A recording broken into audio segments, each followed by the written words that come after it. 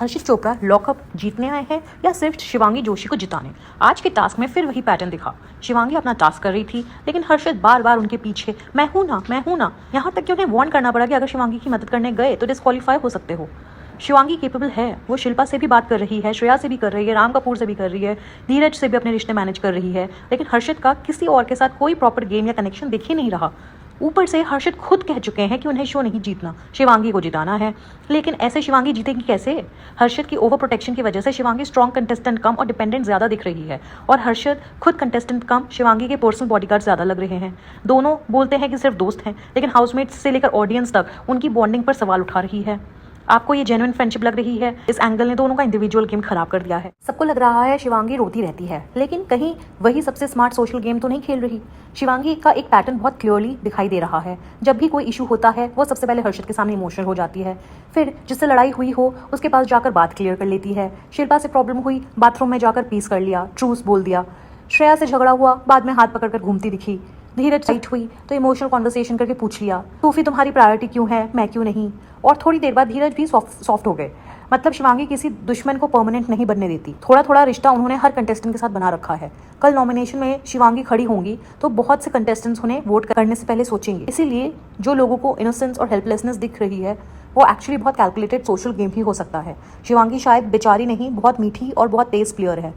आपको शिवांगी जेन्युइन लगती है या मीठी छुरी बनकर सबको मैनेज कर रही है? धीरज ने पहली बार अपने लिए गेम खेला और पूरा घर उन्हें गलत बताने लगा। टास्क में हर कंटेस्टेंट एक दूसरे का बनाया हुआ टावर तोड़ रहा था। धीरज ने भी अग्रेशन दिखाया और अपना गेम बचाने की कोशिश की, लेकिन सवाल यह है धीरज आखिर किसके लिए खेले? हर्षित की प्रायोरिटी शिवांगी है, शिवांगी की प्रायोरिटी भी हर्षित है। सूफी धीरज के पार्टनर है, लेकिन शिवांगी चाहती है कि धीरज सूफी से ऊपर उन्हें चूज करे। क्यों?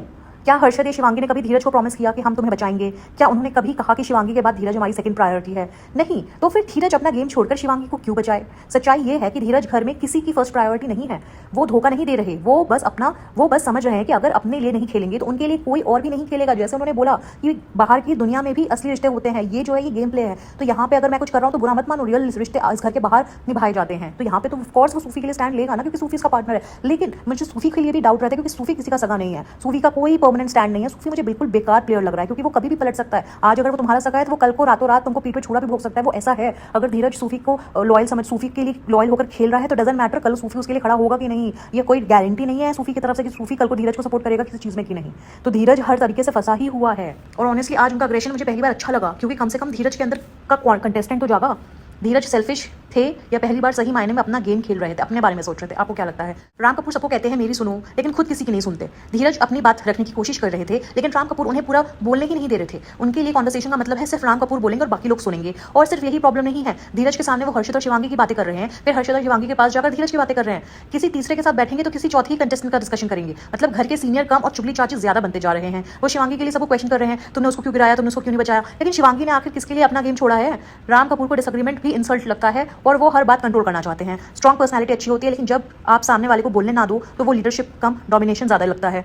राम कपूर आपको स्ट्रॉन्ग लीडर लग रहे हैं या कंट्रोलिंग और डबल डीलिंग? आकांक्षा चमोला गेम खेल रही है या बाहर के हेडलाइंस प्लान कर रही है? टास्क के दौरान उन्होंने कैजुअली ऐसा सीक्रेट बताया कि एक ही दिन में 2 से ज्यादा लोगों को किस किया है, और एग्जैक्टली वही हुआ जिसका अंदाजा था। उस स्टेटमेंट पर बाहर आर्टिकल्स और हेडलाइंस बन गई। यानी आकांक्षा को समझ है कि शो में कौन सी लाइन बोलनी है जिससे बाहर बस क्रिएट हो। उनका गेम फाइट्स या टास्क से ज्यादा विजिबिलिटी पर बेस्ड लग रहा है। पैम के साथ massage, flirting, dating type angle भी लगातार दिखाया जा रहा है, लेकिन दोनों का इंडिविजुअल गेम अभी तक बहुत स्ट्रॉन्ग नहीं है। इसीलिए सवाल उठता है ये बॉन्डिंग रियल है या लाइमलाइट में बने रहने के लिए फोर्स्ड स्टोरी लाइन? प्रीमियम थाली भी आकांक्षा को मिली, जबकि सूफी कई दिनों से उनकी डिमांड कर रहे थे। तो आकांक्षा स्क्रीन स्पेस, हेडलाइन और स्पेशल मोमेंट्स तीनों हासिल कर रही हैं। गेम ट्रॉफी का हो या ना हो, अपनी पीआर वो जरूर कर चुकी हैं।